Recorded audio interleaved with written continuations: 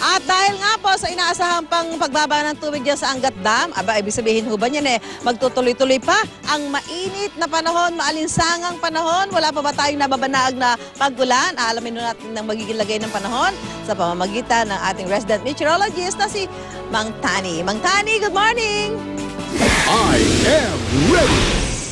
GMA Weather, serbisyong totoo ng GMA News.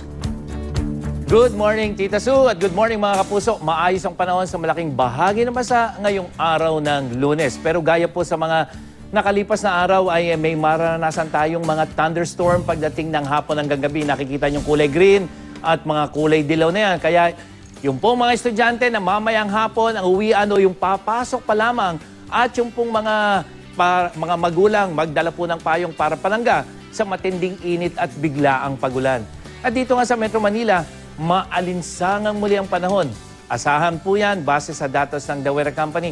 Posibleng pumalo ng 41 degrees Celsius pagdating ng alauna hanggang alas 2. At kahit na po maalinsangan mga kapuso, mataas pa rin ang tsansa ng ulan, lalong-lalo na pagdating ng hapon, 87-89%. Kaya mga kapuso, yan yung paghandaan nyo. Maalinsangang panahon pagkatapos bigla ang pagulan, dulot ng pagkulog-pagkidlat. At ganito rin ang aasahan natin sa mga susunod na araw dito sa Metro Manila.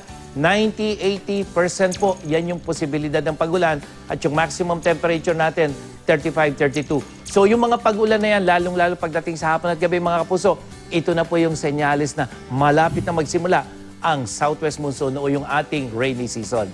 Sa iba pang bahagi ng Luzon, ngayong araw ng Lunes, may mga pagulan din dyan sa Southern Tagalog, lalong-lalo na dito sa may Cordillera region, dyan sa may Ilocos hanggang sa ilang bahagi ng Central Luzon, yung mga kulay green na yan at dilaw, yan po yung hanggang katamtamang pagulan pagdating sa hapon. At yung ating init factor, mainit, maalisangan pa rin dyan sa may Dagupan sa Pangasinan. Sa Visayas, mas mahihinang pagulan ang asahan, lalo na dito sa may western section at yung pong ating init factor pagdating na alas 3 ng hapon, pinakamalisangan dyan sa may bahagi ng Aklan sa Kalibo. At sa Mindanao, may mga pagulan din, lalong-lalo na dito sa may ARMM, dyan sa may Rio ng Sorsogon hanggang sa Zamboanga Peninsula. At yung posibleng init factor, mamayang alas 3 ng hapon sa ilang piling lugar, 45 degrees Celsius sa Dipolog, Cagayan de Oro 39, hanggang dyan sa Davao, 36 degrees Celsius. At yan ang latest mula sa GMA Weather. Ako po si Nathaniel Cruz. Magplano para sigurado. I am ready. Serbisyong totoo ng GMA News.